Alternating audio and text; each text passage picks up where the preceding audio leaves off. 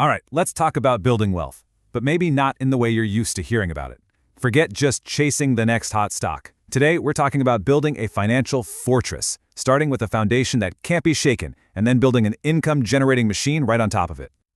You know, if you ask pretty much anyone how to get rich, what's the first thing they say? It's always something like, oh, you got to invest in the stock market, right? That's the common wisdom, the exciting part everyone wants to jump into. Well, here's the thing. That advice isn't just a little off. It's completely backward. It's like trying to build the roof of a house before you've even poured the foundation. It's actually one of the biggest mistakes that can set you back for years. See, the real path to building wealth that lasts starts somewhere much less glamorous, but 1,000 times more important.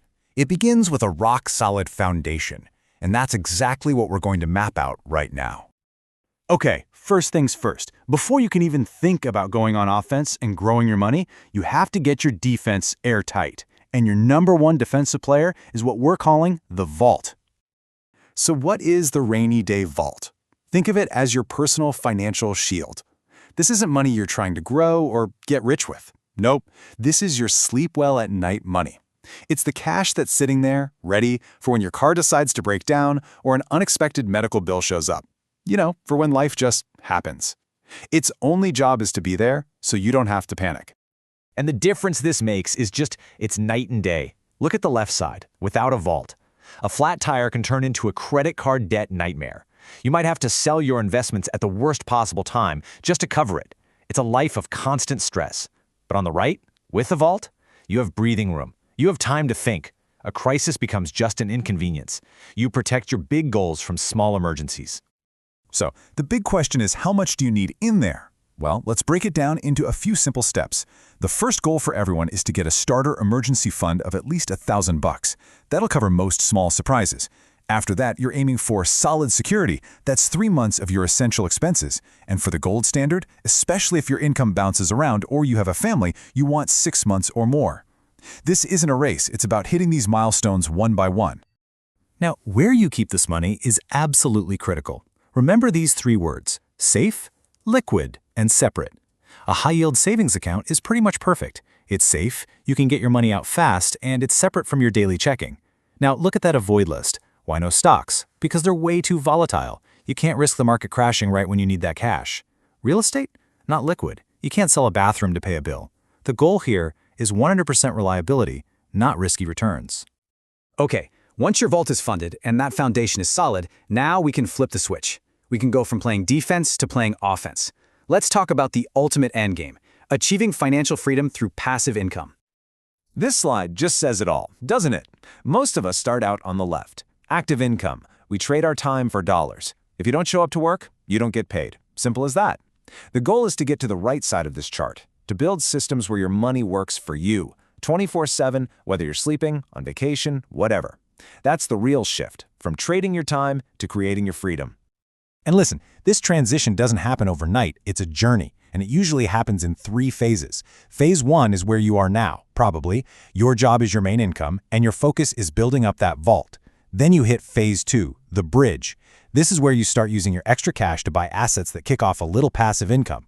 The magic really happens in phase 3, when that passive income grows large enough to cover all your bills. That's the moment work becomes a choice, not a requirement.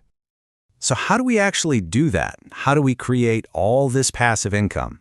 Well, we do it by building something we call the income factory. I absolutely love this metaphor. Don't think of your investments as just a big pile of money in an account somewhere. Instead, picture a factory floor, and on that floor, you have all these different machines. Each machine has one single job: to crank out cash flow for you day and night without you having to lift a finger. So what are these machines in your factory? Well, they're just different streams of income. You've got dividends from stocks you own. You've got rent from real estate. You have interest from bonds or even that savings account. You could have royalties from creative work. You don't need to have all of them, but the more of these little machines you can get running, the more powerful and stable your factory becomes. And building this thing isn't some big secret. It's a clear, step-by-step process. First, you got to know your target. How much income do you actually need? Second, you automate it. You make investing a bill you pay to your future self first every single month.